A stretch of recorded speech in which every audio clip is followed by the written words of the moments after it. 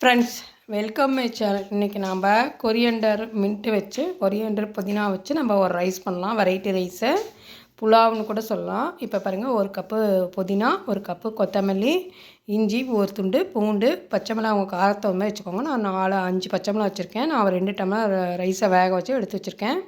சாதா ரைஸ் தான் வச்சுருக்கேன். நீங்கள் வேணால் பாசுமதி கூட வச்சுக்கலாம். இப்போ அரைச்சிட்டு வந்தாச்சு. இப்போ ஒரு கடாயில் எண்ணெயோ நெய்யோ எது வேணால் சேர்த்துக்கோங்க. நான் நல்லெண்ணெய் தான் சேர்த்துக்கிறேன். எல்லாத்துக்கும் நல்லெண்ணெய் தான் சேர்ப்பேன்.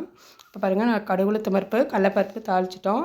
இது கூட வந்து நம்ம நடக்கல 2 ஸ்பூனு கடலை சேர்த்துக்கலாம். நல்லா வறுத்த கடலை கூட 1/2 ஸ்பூன் சோம்பு, 1/2 ஸ்பூன் சீரகம் சேர்த்து நல்லா வதக்கிக்கோங்க.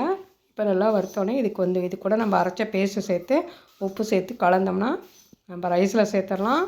சூப்பரான கொரியண்டர் மின்ட் புலாவ் ரெடி ஆயிரும். பிடிச்சிருந்தால் லைக் பண்ணுங்கள், ஷேர் பண்ணுங்கள், கமெண்ட் பண்ணுங்கள், சப்ஸ்கிரைப் பண்ணுங்கள். தேங்க்ஸ் ஃபார் வாட்சிங். இங்கே பாருங்கள், எவ்வளோ சேர்த்தாச்சு. நல்லா வதக்கிக்கோங்க. இது குழந்தைங்களுக்கு லஞ்ச் பாக்ஸ் கொடுக்கலாம், பெரியவங்களுக்கும் லஞ்ச் பாக்ஸ் கொடுக்கலாம். நல்லா ஹெல்த்தியாகவும் இருக்கும், வித்தியாசமாக வெரைட்டியாக இருக்கும். இது கூட நீங்கள் கேஷ்நட் கூட சேர்த்துக்கலாம்.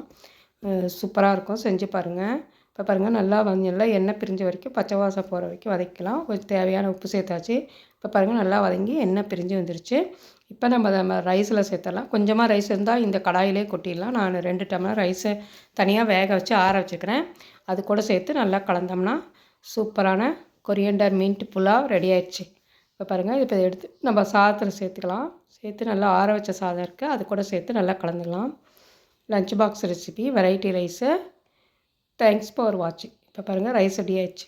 இப்போ நம்ம இதை எடுத்து அதில் கொட்டிக்கலாம். ஈஸியாக இந்த ஸ்லைஸ் செஞ்சிடலாம், சீக்கிரமாக செஞ்சிடலாம். எங்கேயாவது வெளியில் போனால், டூர் போனால் கூட எடுத்துகிட்டு போகலாம். ஈஸியாகவும் இருக்கும். பாருங்கள், க்ரீன் ரைஸு ரெடி ஆயிடுச்சு. சூப்பராக இருக்கும், செஞ்சு பாருங்கள். தேங்க்ஸ் ஃபார் வாட்சிங்.